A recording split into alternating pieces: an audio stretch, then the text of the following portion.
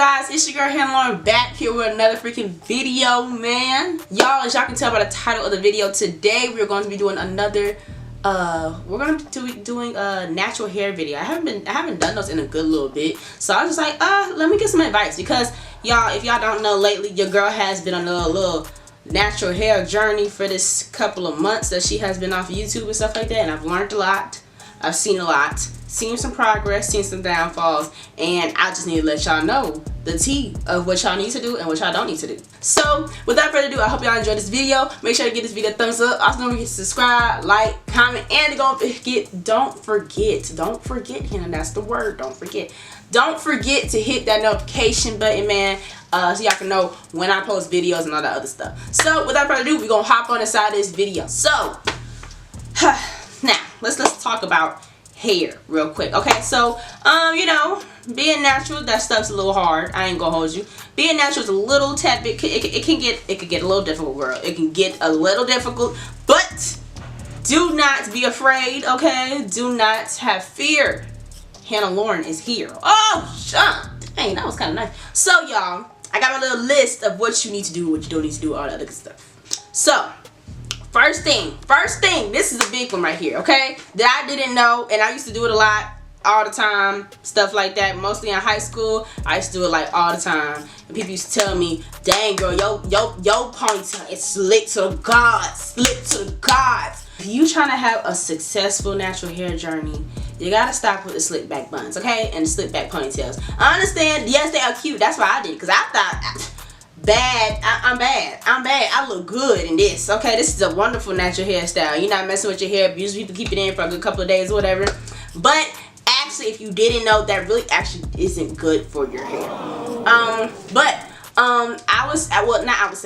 what I have learned over the time with me, you know, being natural and all this other stuff, for one, having a slick back hair, like doing your slick backs, you're like manipulating your hair to stay in that area, in that way. So you're constantly brushing that thing back because, you know, it's curly, so you gotta make sure it's slick. And me, I make sure that thing has to be slick, like it need to look like how to mixed people and white people doing their slick back buns and stuff like that, and they be slick. They ain't even gotta do that much.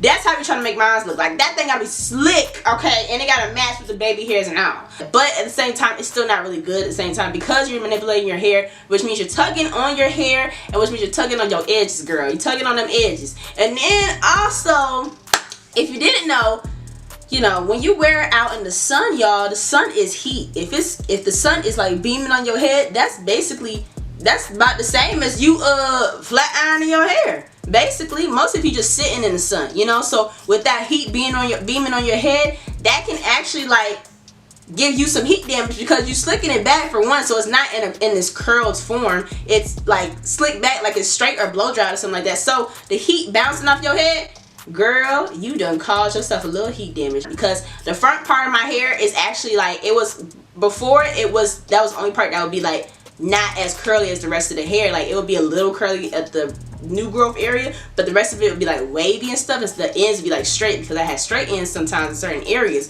And when I started doing that, your girl done saw some progress, because I was like, dang girl, you need to quit with these slip ones, period. So stop doing that, and it has done a lot of great things. Also, when you do slick back buns and slick back ponytails, it also can break your hair also.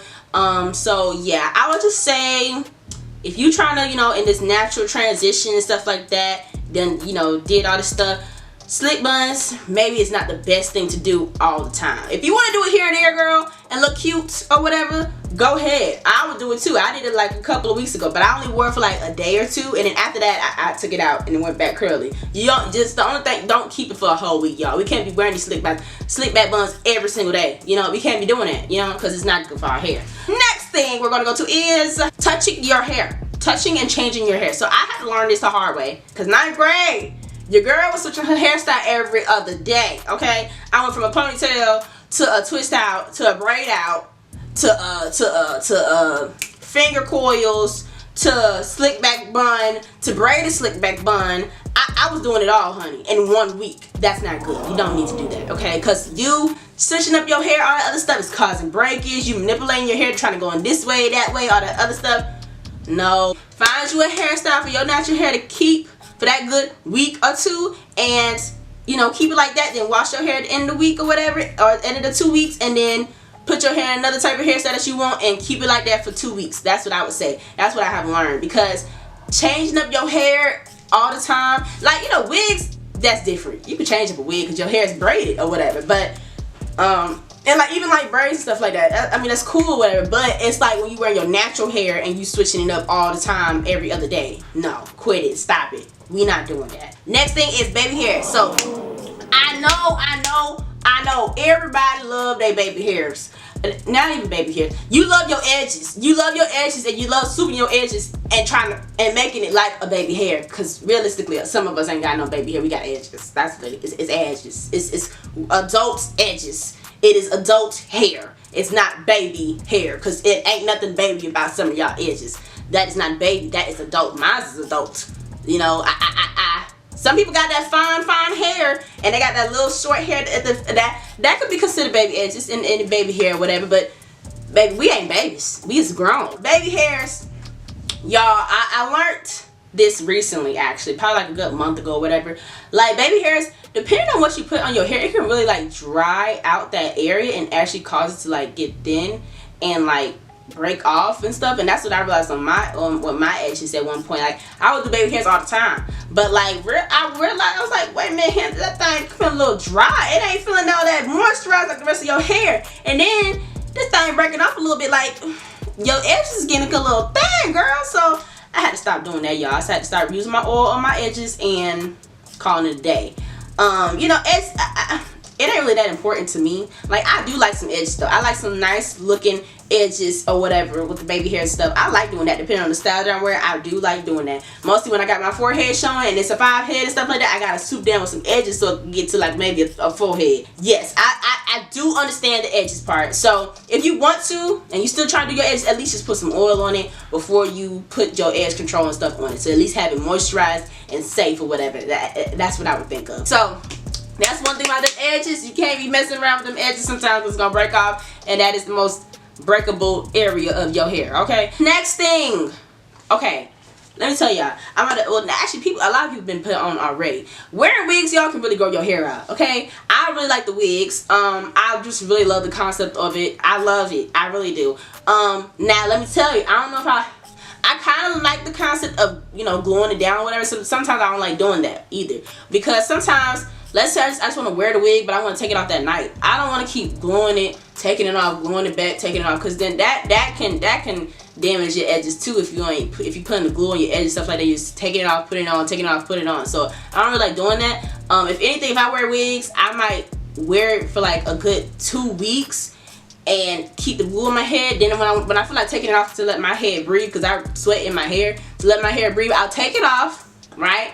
And usually when I take it off, it's the week that I ain't doing nothing. So them cornrows gonna be in for the rest of that week. And if I gotta go to the store or whatever, I put on a hat on top of them cornrows and let my hair breathe a little bit, because it gets hot up under there. And then I put the wig back on for another 2 weeks, and then after that 2 weeks, I might wash it and stuff. So I like wigs is really in, like wigs in, of course, you know, wigs are always in, but wigs have come to another level, y'all, and these wigs is getting natural and natural and natural, so you can do any type of style you want to do. Girl, you ain't even gotta press your hair out like that, because they got the bone straight hair. You ain't gotta you know have the heat damage. They got the heat damage looking hair because they got the wavy looking hair and stuff. You know, you ain't got to perm your hair, girl, because they got wigs that can keep that. Your wig gonna be straight for even through the rain. Okay, they got the body wave, they got the deep wave, they got the kinky curly hair wave, they got the short wigs.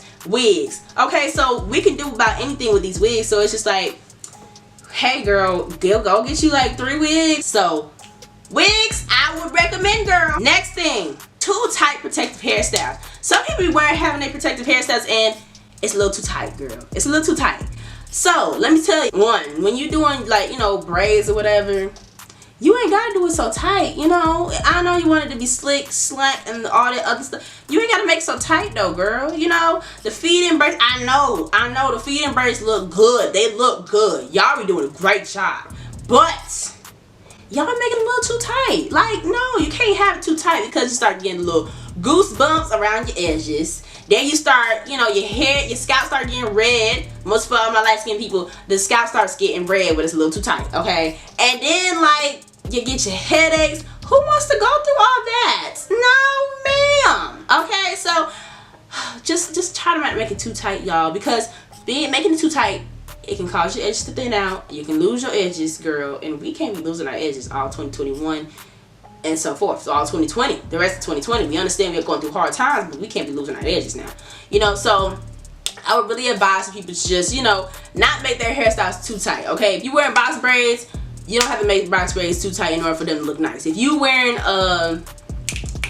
feed-in braids, you ain't gotta make the feed-in braids too tight. If you wear ponytails, don't make. So y'all, make sure y'all be a little gentle with y'all hair. Don't be too tight and all that other stuff, and you breaking, damaging your hair. Okay, we trying to have some good hair this next year. The next thing, wrong products. Some of us be using the wrong products, and that's the reason why our hair ain't growing. That's the reason why it sometimes be dry. That's the reason why it sometimes be just too much. You using the wrong products, okay? Now, it can get a little hard to find a product that's just right for you, because everybody's hair ain't the same, you know? So it's just like, you know, I did it too, girl. I went on YouTube or whatever, look up products and stuff like that, and I would use it because the girl said that this make her hair do this, but some of that stuff ain't for your hair, you know? So I would say if you trying to find the right product, first you need to find out your porosity of hair, because that has a big effect.